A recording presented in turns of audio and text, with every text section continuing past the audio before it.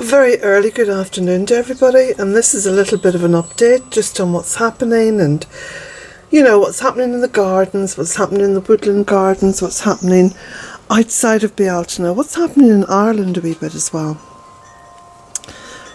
Good news first. In fact, most of it's good news really.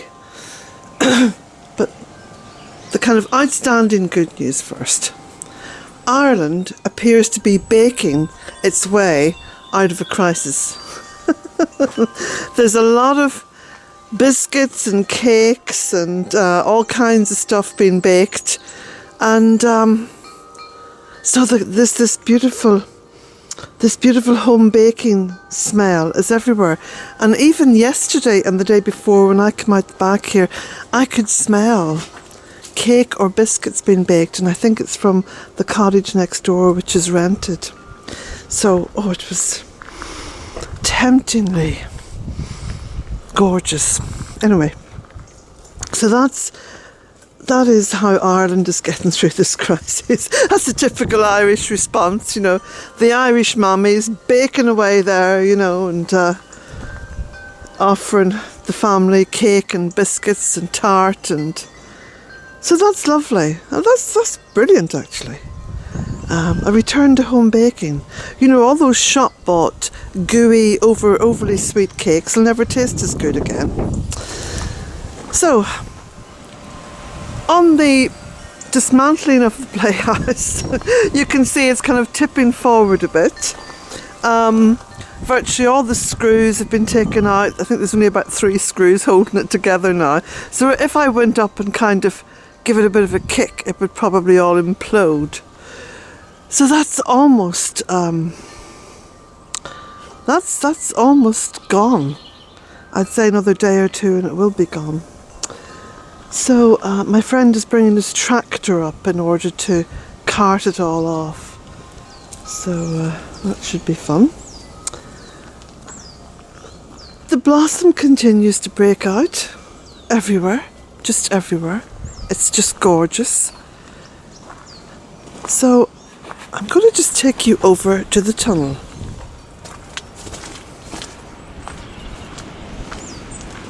Do you know, even little things like this Hebe, I put a wee cottage in there. I think it was last year only. And look how it's come on. The Hebe's grows gigantic here. It grows to about 6 feet. It's crazy. Mind you, most things in Ireland are a bit crazy. So that's okay.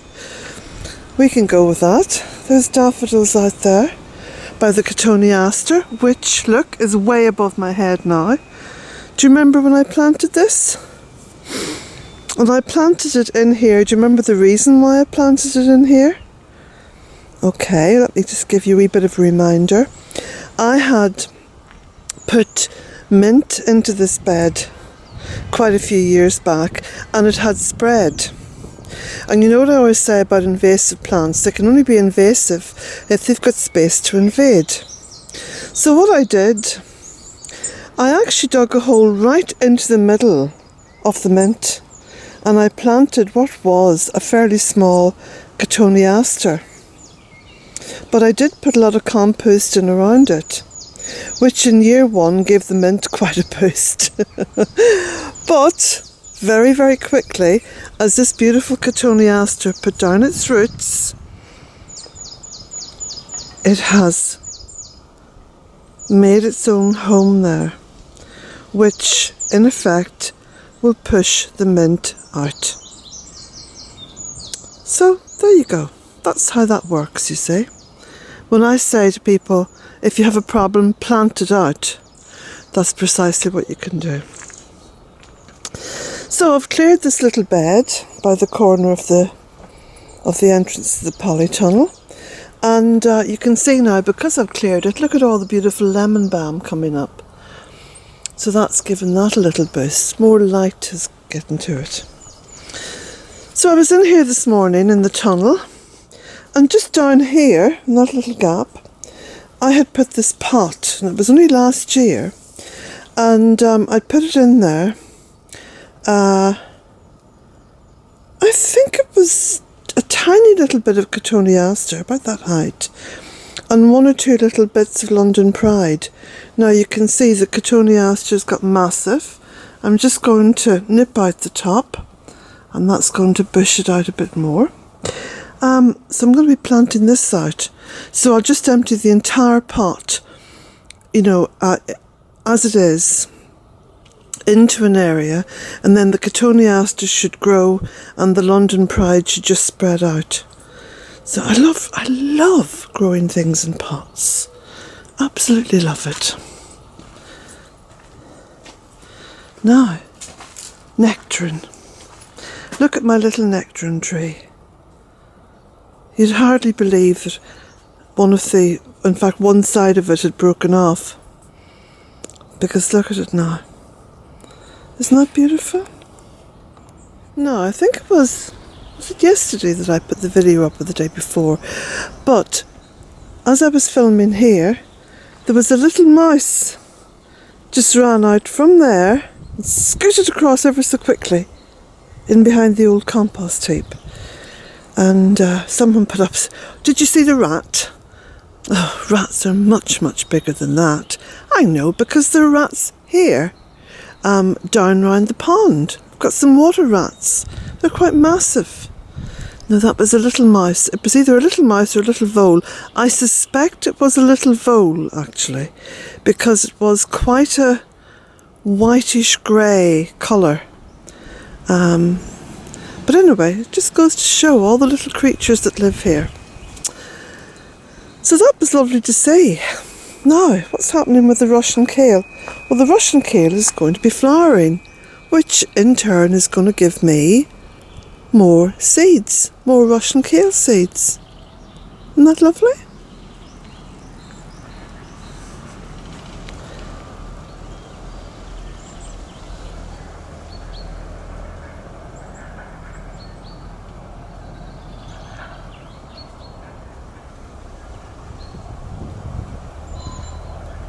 Now, can you see on top of one of the compost bins there's a little robin?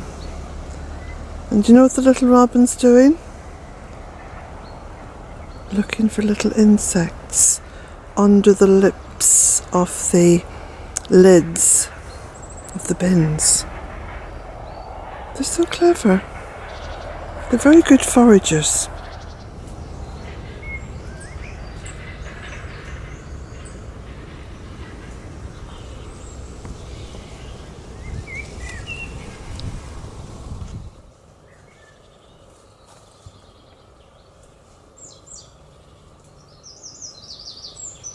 Woodbine, often called honeysuckle. This is wild woodbine.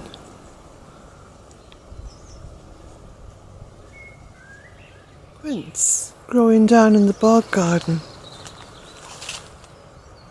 Growing very happily down in the bog garden.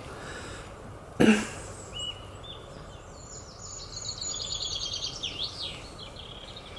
surrounded by lots of catkins that have dropped from the willows.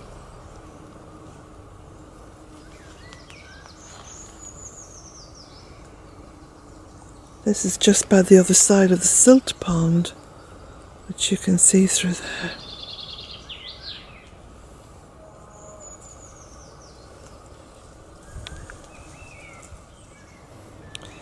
It's a little stream that runs from the silt pond into the lower pond where the frogs are.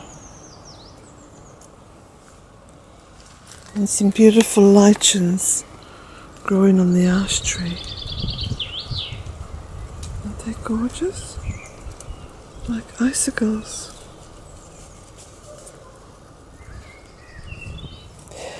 But there's clusters of black all the way through this little birthing pool. Huge clusters, and that's the little tadpoles that have just emerged and are growing. So they're not big enough to see swimming individually, and I don't even know if you can pick this up through the lens because of the reflection. I just pan around and see if I can get anything which is a little bit closer. It's quite difficult to see, but you'll have to take my word for it that the pond is filled with little tadpoles, but they're still in their little nursery clusters.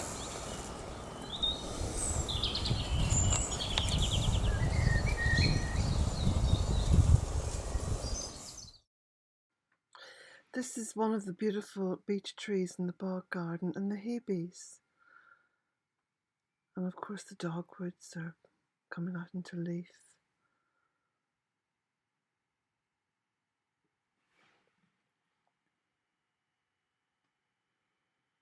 This little robin came to say hello. He posed for me. Every time I snapped, he was in a slightly different pose, which was gorgeous.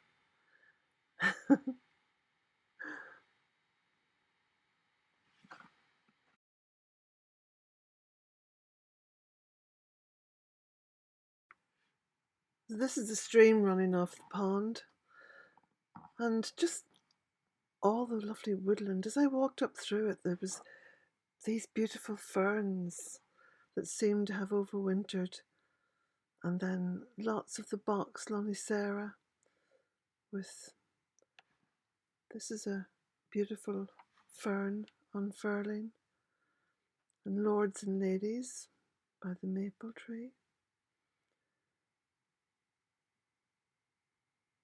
Lots of new growth. And then up the steps, back up to the cottage, through this newly planted little bit of woodland.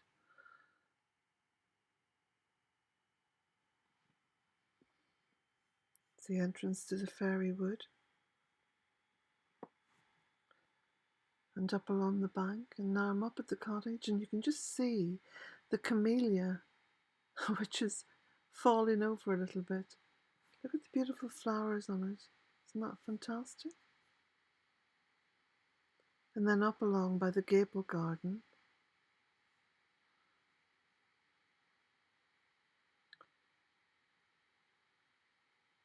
and then this is the pieris in a pot.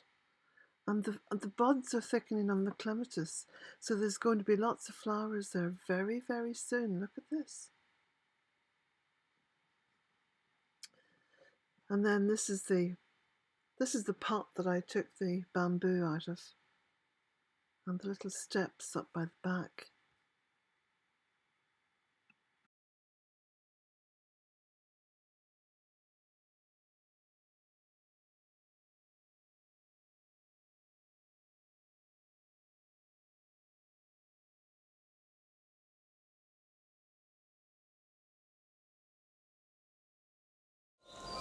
I hope you enjoyed all the photographs that I took as I walked along through the woodland gardens. And just a gentle reminder that all the links to all the social media platforms that Bealtaine Cottage is on are all to be found below this video. And just as I filming, there's a beautiful bee just hopped onto the rhododendron flower over there. Oh, there she goes, look.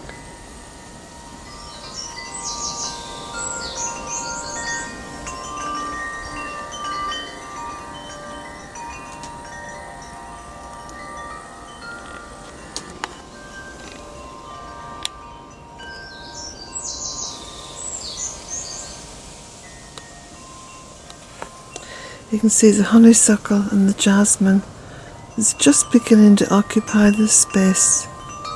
Isn't that wonderful? Thanks to 2 old tyres.